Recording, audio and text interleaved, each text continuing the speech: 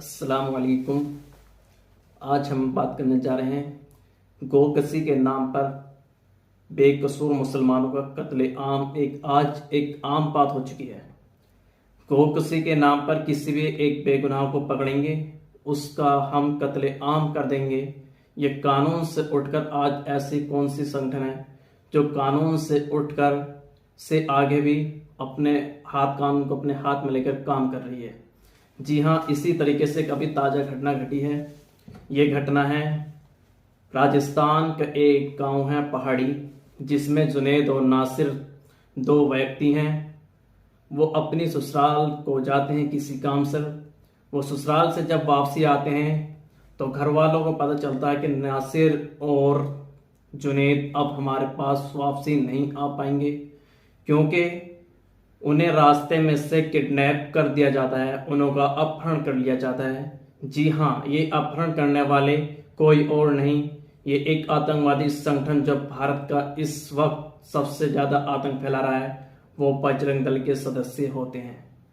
ये वो सदस्य हैं जिन्होंने अराजकता इतनी फैला रखी है कि कानून को अपने हाथ में ले रखा है। ये कभी भी किसी भी एक बेगुनाह मुसलमान को पकड़ते हैं, उसका गाय के नाम पर कत्लेआम कर देते हैं।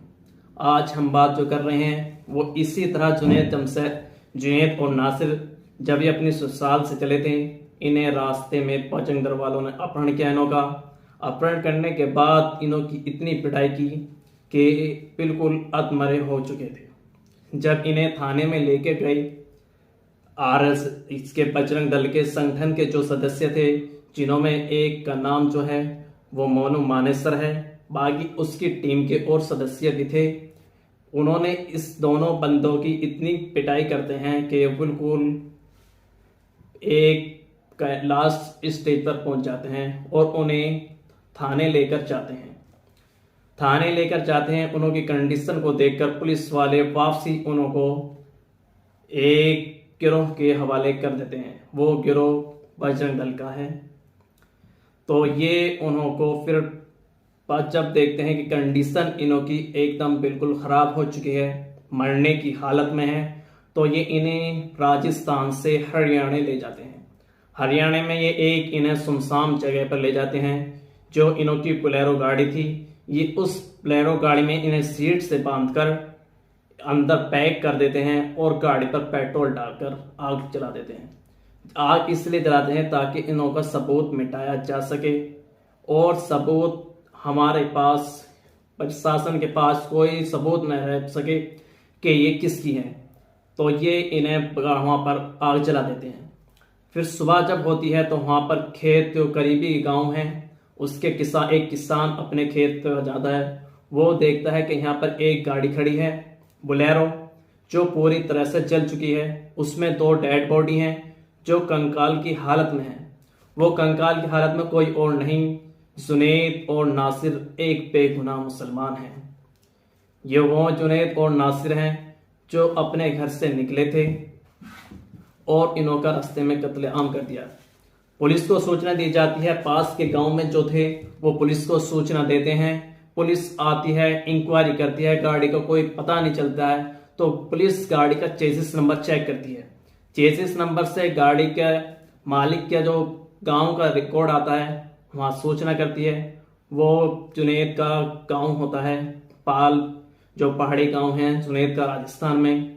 वहाँ से पता चलता है कि जुनैद और नासिर अपनों का कोई पता नहीं है। तो फिर मामला वहाँ से उनों की डेड बॉडी उठाकर पुलिस गांव के लिए रवाना होती है। जी हाँ, ये एक कोई आम बात नहीं, ये पीछे काफ़ी टाइम से इसी तरीके से बजरंग दल वालों ने आतंक मचा रखा है। मुसलमानों के खिलाफ एक आम घटना घटाने का। ये बेगुनाह की अब से भी पहले बहुत केस हो चुके हैं। सबसे पहले हाफिज जुनैद का केस हुआ था, जो हरियाणा के अंदर ट्रेन में जिसको शहीद कर दिया गया था। लेकिन ये केस अब थमने का नाम ले रहा है। डेली नए नए केस हमारे सामने आ रहे हैं। वो ये है कि बेगुनाही के नाम पर एक मुसलमान को मार दिया जाता है। अब बात करते हैं हम आखिर इन सब की, जब ये घटना घट गई है तो इस पर सरकार कोई एक्शन क्यों नहीं ले रही।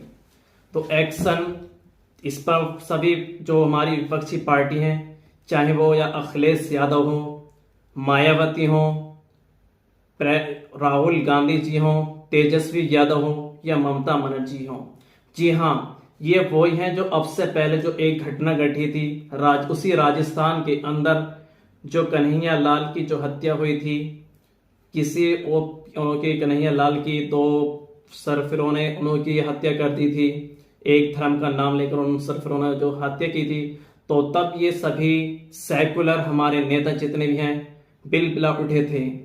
उन्होंने इसके घटना को एक इतना बड़ा तूल बना दिया कि सब वहां पर पहुंच चुके थे। खुद अशोक गहलोत जो वहां के मुख्यमंत्री हैं राजस्थान सरकार के कांग्रेस पार्टी से, वो उनके मौके पर तुरंत पहुंचे थे और 2-3 घंटे के अंदर अंदर मुजरिम गिरफ्तार कर चुके थे। लेकिन आज इस घटना को बीते हुए कई दिन हो चुके हैं, सरकार अपनी कुछ भी कार्रवाई करने में नाकाम साबित हो चुकी है। यहाँ तक कि जो वहाँ की जो विधायक है, वहाँ की जो राजस्थान की विधायक आती है जाहिदा, वो मामले को एक दबाने की कोशिश करती है। वो उन्होंने कहते हैं कि तुम थोड़ा हम कार्रवाई करते हैं और इसको यहीं पर स्टॉप करो, तुम उसको दफना देते हैं बॉडी को।